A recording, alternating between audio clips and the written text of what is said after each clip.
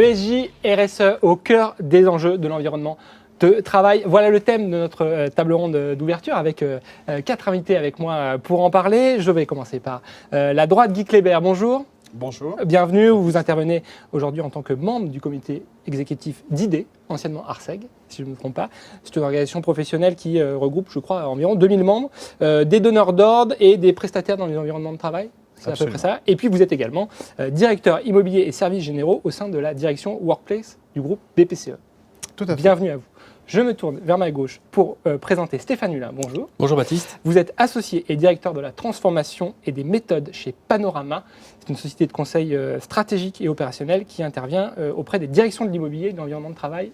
Je n'ai pas fait d'erreur. Tout à fait écorché, c'est parfait. Bienvenue avec nous. À vos côtés, Pierre-Olivier Bessol, bonjour. Bonjour. Vous êtes CEO et cofondateur d'Ubigreen. Ubigreen, c'est un éditeur de solutions digitales qui permettent de mesurer notamment la performance énergétique et technique des bâtiments. Tout à fait. Dans le tertiaire plutôt. Hein. Exactement, dans le tertiaire. Et puis à ma droite, on retrouve aussi Samy qui viendra nous donner, peut-être en fin de table ronde, son regard sur tout ce qui aura été dit. Alors, ces dernières semaines, l'actualité des sujets environnementaux a évidemment été très intense. On pense aux sommets internationaux, aux publications scientifiques, aux mobilisations citoyennes et à la crise énergétique.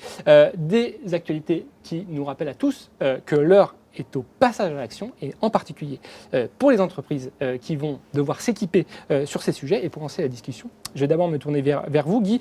Quel est peut-être votre regard sur la RSE aujourd'hui, sur le sujet des économies d'énergie? Comment ces sujets sont immiscés dans votre quotidien? Et puis, comment vous vous en emparez, justement? Alors effectivement, la RSE est un sujet très d'actualité, qui devient de plus en plus d'actualité. Et toutes les entreprises, on le voit au sein de l'IDE, sont confrontées à ce sujet-là et l'abordent avec des domaines plus ou moins différents. Et en ce qui concerne, nous, notre périmètre, c'est l'immobilier, services généraux, c'est le fonctionnement de l'immobilier. Nous avons, là je prends ma casquette de BPCE, nous avons mis en place une plateforme éco-énergie qui rassemble toutes les données énergétiques. C'est un peu un big data énergétique dans lesquels on met des données qui viennent de nos agences. On a à peu près 7000 sites dans le groupe. Les données énergétiques par des capteurs, on a des factures qui viennent directement d'Enedis et on a aussi les données de Linky. Et on met tout ça sur une base de données dans laquelle effectivement on croise la carte d'identité des sites et on peut avoir donc tout un tas de paramètres permettant de savoir si le bâtiment est extrêmement vertueux ou n'est pas vertueux. Donc là, on n'est plus dans la bonne volonté, on est dans l'action. On est tout à fait dans l'action. De comprendre. Est-ce que cette plateforme, elle est antérieure au décret tertiaire? Enfin, quel est le rôle du fameux décret tertiaire dans ce bouleversement dans les entreprises autour des économies d'énergie? Alors effectivement, cette plateforme est antérieure au décret tertiaire qui est arrivé après. Et parce que le décret tertiaire s'intéresse surtout aux bâtiments qui font plus de 1000 m². Or, une agence bancaire, pour nous en moyenne, c'est 260 m² environ en moyenne. Donc ça devrait passer sous les radars de décret tertiaire. Néanmoins, il y a aussi des choses qui font que les agences qui sont en dessous de 6000 m² mais qui sont dans des centres commerciaux, enfin je ne vais pas refaire tout l'historique, sont aussi concernées. Et donc sur un périmètre, un parc de 7000 agences, 7000 bâtiments, on en a quand même plus de 1200 qui sont concernés par le décret tertiaire. Donc vous êtes allé même au-delà finalement du décret tertiaire. Et puis entre-temps, il y a aussi la crise énergétique qui a dû mobiliser. Effectivement. Et donc la possibilité de faire moins 10% sur les consommations énergétiques, telles que nous le demande le gouvernement, est très important pour nous de respecter cette consigne. Et donc toutes les données qui se trouvent sur cette plateforme énergétique sont exploitées pour permettre effectivement de pouvoir respecter et de suivre effectivement la réduction de nos consommations. Très bien. Allez, je vais me tourner vers mes voisins de gauche, Stéphane et Pierre-Olivier. Je l'ai dit en introduction, vous travaillez tous deux avec les entreprises, en soutien aux entreprises sur ces sujets. Allez, on va peut-être commencer par Stéphane et puis je poserai la même question à Pierre-Olivier ensuite. Quels sont peut-être les bons usages, les bonnes pratiques que vous voyez arriver aujourd'hui sur ces sujets de performance énergétique? On a eu le témoignage de Guy. Est-ce que voilà, c'est un petit peu dans la logique des choses à faire en 2023? Oui, absolument. Alors juste pour donner un petit peu de cadrage un peu plus large, le sujet, quand on parle des économies d'énergie, La bonne pratique de base, et les entreprises y vont à fond, c'est de faire un audit déjà soit de son parc immobilier, soit bâtiment par bâtiment. Et quand on va auditer, on a 4 grands domaines qu'il faut regarder. C'est la structure, le bâti en lui-même, sa performance. Vous avez les équipements qui sont à l'intérieur et la performance des équipements qui sont à l'intérieur. Les usages que l'on a dans ce bâtiment, qui sont également importantes à auditer, et puis la manière dont on conduit ce qu'on appelle la conduite des installations, qui permet, c'est là qu'on a toute l'intelligence de la connaissance du bâtiment et la manière dont on va le piloter pour faire. Donc on démarre par ça, et pour accompagner ça, il faut évidemment des outils de mesure. Donc ça aussi, beaucoup d'outillage, d'outils de mesure.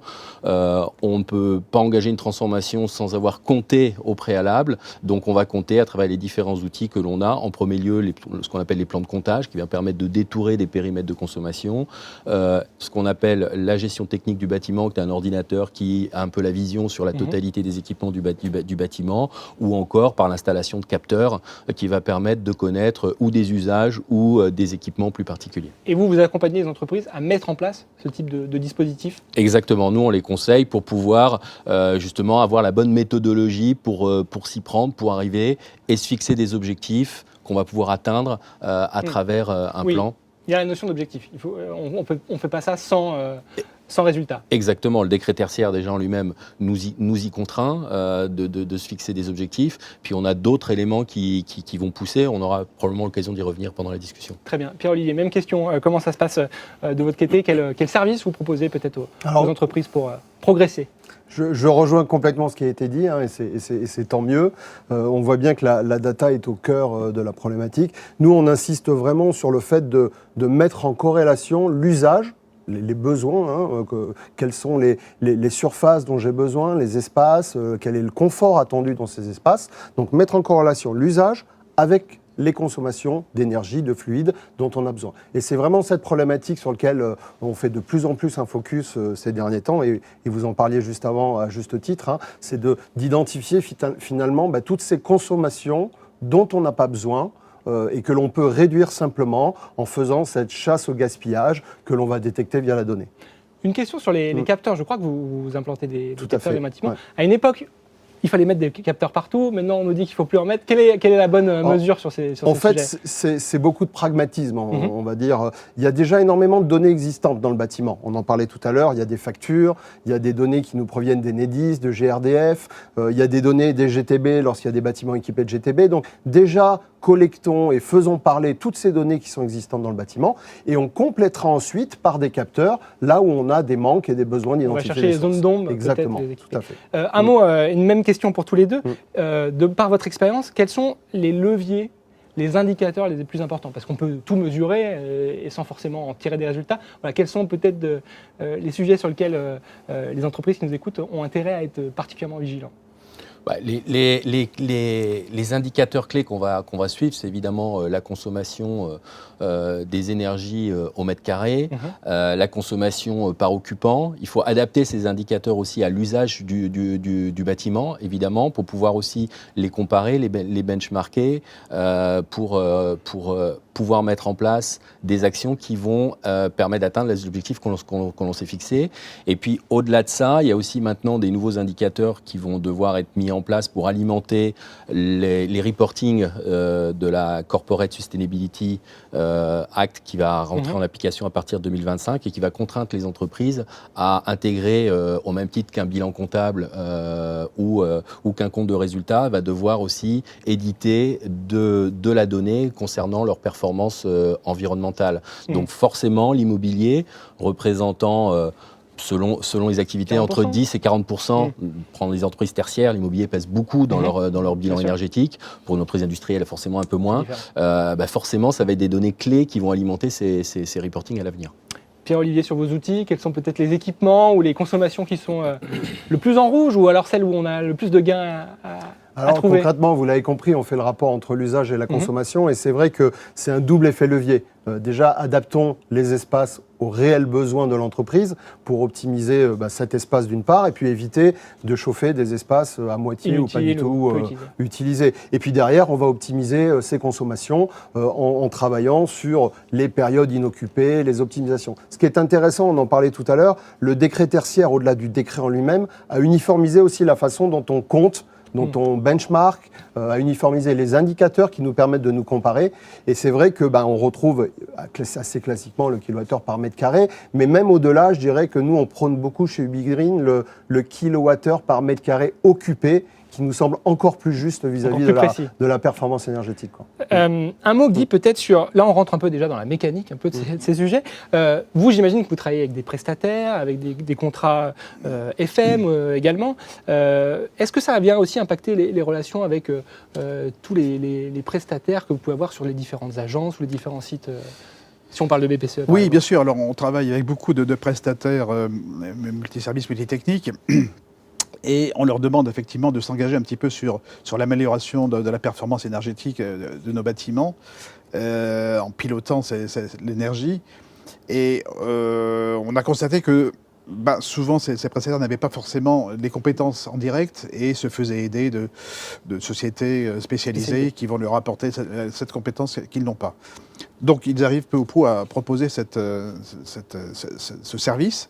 Et pour ça, nous, on leur donne accès à la plateforme dont je parlais tout à l'heure, qui leur donne vraiment un panel d'informations leur permettant de prendre les bonnes décisions au bon moment sur les bons sites. Et donc, il y a une relation de confiance quand même, parce que vous livrez aussi des données sur vos sites. Bien sûr. D'ailleurs, l'ouverture de données internes à une société extérieure est un sujet que le RSSI, d'ailleurs, regarde très sérieusement. Bon, très bien. En tout cas, ça devient... On parlait de côté incontournable tout à l'heure. Voilà, dans des contrats, c'est un sujet qui aujourd'hui apparaît quasiment absolument. Non, oui, tout à fait. Bien. Contrat de performance énergétique, oui. Très bien. Stéphane, Pierre-Olivier, pour les entreprises qui nous regardent, peut-être quelques conseils, comment commencer? Parce que c'est vrai que ça peut sembler énorme au commencement. Alors, je ne sais pas, qui veut se lancer? Qui veut commencer d'ailleurs? Je veux bien. Allez, me lancer. Stéphane, quel conseil? Si on devait retenir un ou deux conseils pour ceux qui... Alors, nous, on a une prise de conseil, donc j'ai un petit peu méthodologisé un peu ça. Il faut d'abord identifier les besoins de comptage. Encore une fois la mesure, que ce soit le comptage des consommations, que le comptage des usages, la mesure des usages. Donc, pour ça, il y a des outils qui existent sur le marché. Le plus possible automatisé tout ce qui est télé-relevage, parce que ça peut consommer beaucoup de temps. Donc il faut l'automatiser au maximum. Intégrer ces données-là, un peu comme l'a fait BPCE, sur une plateforme, dans un logiciel qui va permettre d'avoir accès à l'ensemble de la donnée facilement pour pouvoir l'analyser. Et comparer peut-être. Et comparer. Avoir des tableaux de bord pour pouvoir suivre tout ça, et puis se fixer des objectifs. Ça, c'est l'étape suivante. Des objectifs, je le disais tout à l'heure, vous avez soit à travers le décret tertiaire, qui est un élément de part, il vous impose et vous oblige à vous fixer des objectifs et à les atteindre. Ils sont même mentionnés dans la loi, à partir de votre année de référence. Et puis, définir des objectifs par rapport à vos objectifs de consommation, reporter ça, et puis suivre ensuite votre plan d'action et vos économies au fur et à mesure. C'est un sport d'endurance. Ça, ouais. L'immobilier est un temps long. Pierre-Olivier, même question peut-être, avec un petit ajout, c'est est-ce qu'on mesure tout de suite? Ou est-ce qu'on fait un premier site? On commence par un premier site? Voilà, quelles sont vos recommandations? Non, clairement, il ne faut pas outiller pour outiller, déployer des capteurs pour déployer des capteurs. On est vraiment, encore une fois, dans une première approche où il y a besoin de faire un état des lieux, comme je le disais tout à l'heure, avec les données existantes. Et puis ensuite de détailler ses consommations selon des plans de comptage pour aller affiner ses consommations. L'important, c'est de rester malin. Pour vous donner un exemple, pas besoin d'outiller lourdement une chaufferie qui va coûter cher en termes d'outillage et de comptage. On peut en face mettre un capteur de température qui va nous permettre de voir le rendu de ce chauffage dans le bâtiment pour voir s'il y a des optimisations possibles. Et donc, c'est vraiment rester pragmatique, collecter une donnée qu'on doit fiabiliser, ça c'est un vrai point important, et s'inscrire dans une dynamique dans la durée. On en parlait tout à l'heure. L'objectif de ces données, c'est certes de trouver les économies à court terme, mais aussi d'accompagner un plan d'amélioration, de voir le résultat effectif des actions qu'on va mettre en œuvre pour accompagner cette amélioration dans la durée. Très bien. Je vais me tourner vers Samy, qui est très attentif depuis le début de cette discussion. Allez, peut-être une petite réaction sur ce qu'on vient d'entendre, juste à chaud, et puis après on parlera un petit peu du lien avec Sam FM. Oui, alors c'est vrai que ce que je trouve intéressant, c'est que dans les solutions telles que les nôtres, finalement, ça fait longtemps qu'on a cette espèce de volet développement durable. D'ailleurs, c'est quasiment plus un terme qu'on utilise, parce que je pense qu'on a raccourci maintenant, on est passé un cap, mais qui restait en fait finalement aussi un petit peu des modules prétextes. On se rendait bien compte, on en avait besoin même parfois pour pouvoir répondre à des cahiers des charges, notamment dans le domaine public. Là, on voit bien que ça ne peut pas suffire. On l'a dit, le plan d'action doit être très clair, livrer les résultats qui ont été identifiés comme étant engageant. Et c'est vrai qu'on s'aperçoit que finalement, il y a là maintenant peut-être le bon momentum entre finalement les besoins, des technologies dont on voyait finalement pas toujours bien la nécessité. Les IoT, je pense que beaucoup ont appris à s'en passer. Aujourd'hui, on voit qu'ils deviennent nécessaires et surtout, on commence à percevoir à quoi ils vont véritablement nous servir. Et je pense que, je l'ai dit tout à l'heure, il y a... Le moment est en train d'évoluer. Il y a une convergence technique, métier, je dirais même un rapprochement du temps long et du temps court qui est en train de s'opérer. Et je pense que c'est une formidable finalement opportunité pour tous de enfin mettre en pratique et d'utiliser les solutions qu'on a à notre disposition. Et pour des outils comme les vôtres, de progresser, de continuer de... Oui, je pense que... Évidemment, les solutions, elles ont besoin d'évoluer, d'accompagner les mutations du marché, d'accompagner les clients pour faire face à leurs enjeux. Mais en même temps, ça ne peut pas se faire d'un coup de baguette magique. C'est-à-dire qu'il y a là, on voit bien, si des grands acteurs comme les grands prestataires de services ont besoin de s'associer avec des spécialistes dans ces domaines-là, c'est bien parce qu'il y a des spécificités. La GMAO, ce n'est pas la performance énergétique à la base, même si bien on perçoit tous qu'il y a des recoupements. Et ça semble donc évidemment indispensable de faire évoluer les solutions, mais en même temps, on va dire, ce n'est pas tout à fait par hasard qu'on va faire les choses. Et l'idée, c'est aussi de s'appuyer sur des technologies qui sont éprouvées. Alors justement, puisqu'on parle de ce sujet, et puisque vous venez de parler, Samy et Pierre-Olivier, juste avant, il me semble, si j'ai bien cru comprendre, que vous allez être amené à vous revoir dans les prochaines semaines. Alors, qui dévoile le sujet? Oui, voilà, alors c'est presque une exclusivité mondiale, mais enfin, effectivement... oui, on a une grande nouvelle à annoncer, c'est que le groupe Planon, donc, finalement, a procédé à l'acquisition du BigGreen. Pas non plus par hasard, c'est bien parce qu'effectivement, c'est un enjeu essentiel pour un éditeur comme Planon de s'associer finalement les meilleurs outils, mais surtout les meilleures compétences du marché pour accompagner ses clients. Et effectivement, très rapidement, notre choix s'est tourné vers un acteur comme UbiGreen, qui a parfois été un concurrent d'ailleurs sur certains dossiers. Et donc oui, effectivement, c'est avec beaucoup de joie qu'aujourd'hui on annonce ce rapprochement entre nos deux sociétés. Rapprochement qui va se traduire concrètement aussi par l'intégration technologique des solutions d'UbiGreen dans les outils Planon. Très bien.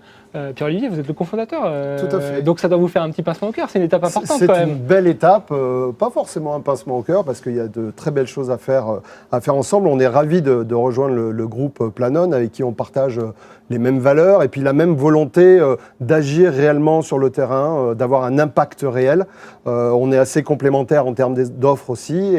Et pour nous, UbiGreen, c'est une vraie opportunité aussi d'accélérer au niveau international, parce que Planon est largement déployé au niveau international, et de pouvoir offrir du coup à nos clients une offre complète qui adresse ces problématiques de manière globale, quoi. Très bien. On suivra ce partenariat, ce rapprochement dans les prochaines semaines. L'heure est déjà venue de terminer un petit peu cette table ronde. Je l'ai dit en introduction, on a souvent fait le procès aux entreprises d'être un peu dans le greenwashing. Et aujourd'hui, en tout cas en vous entendant, en vous écoutant, on a l'impression que cette époque est un peu révolue. Moi, j'ai envie de tous vous demander ce qui va se passer demain. On a toujours envie de savoir ce qui va se passer. Est-ce que vous êtes optimiste? Guy, par exemple, comment vous voyez les choses? Est-ce que c'est une tendance de fond? Elle va s'amplifier? Comment vous imaginez la suite de ce sujet?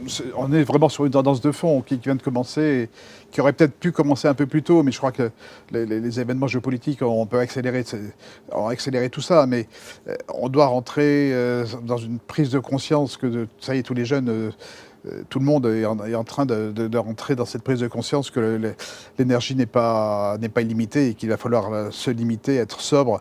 Et on a été dans une société de gaspillage peut-être jusqu'à présent et les temps ont changé. Donc je suis sûr que dans les prochaines années, on est dans une accélération de ce mouvement-là. Est-ce que si on refait cette table ronde dans quelques temps, on ne parlera plus d'économie d'énergie, mais d'énergie positive, de bâtiments à énergie positive, ça peut être un sujet pour les prochaines éditions? C'est un sujet qui est étudié par beaucoup d'entreprises au sein de l'ID et particulièrement au sein de BPCE. On a effectivement des sièges où on a des panneaux solaires et on a des sièges BEPOS, oui, tout à fait. Bon, ça méritera peut-être une prochaine invitation. Avec plaisir. Sur nos tables rondes. Messieurs, même question, comment vous voyez sur les 2-3 ans qui nous attendent l'évolution de ces sujets et peut-être de la réglementation ou des enjeux? Même si l'immobilier est un temps long, c'est une course contre la montre maintenant, donc il faut aller très vite. Donc il y a des leviers en ce moment, je pense les pouvoirs publics, qui doivent être, à mon avis, extrêmement moteurs pour pousser les entreprises et je pense qu'ils ne l'ont pas été assez jusqu'à présent. Quand on voit le temps qu'a mis le décret tertiaire pour accoucher, ça a été bien trop long, donc que de temps perdu. Donc j'ai envie de dire, il faut mettre les bouchées doubles et les pouvoirs publics en tête doivent vraiment montrer la voie pour y aller. Et c'est comme ça que les entreprises bougeront. Et puis après, il y a l'effet aussi des coûts de l'énergie qui fait que c'est un accélérateur aussi pour tout le monde parce que la nécessité de consommer moins se voit aussi directement dans la facture et dans les comptes des entreprises. Donc c'est deux leviers, à mon avis, qui vont permettre d'accélérer assez vivement la transformation à ce niveau-là. Très bien, même question. Ouais, je suis également très optimiste sur la prise de conscience générale. C'est vrai qu'au-delà des premiers engagés dans le domaine du RSE, les tarifs des énergies, le décret tertiaire, comme on en parlait, on finit d'embarquer le reste du marché. Comme on dit toujours, si vous ne le faites pas pour la planète, faites-le au moins pour le portefeuille et ça rendra service à la planète. On voit vraiment qu'il y a cette prise de conscience qui s'engage dans la durée et c'est vraiment une bonne chose pour nos activités. Parfait, je vais évidemment remercier nos 3 invités pour votre participation à cette table ronde. Samy, on se retrouve juste après pour prolonger cette émission. Merci à vous de nous avoir suivis et on continue cette émission avec les prochaines séquences.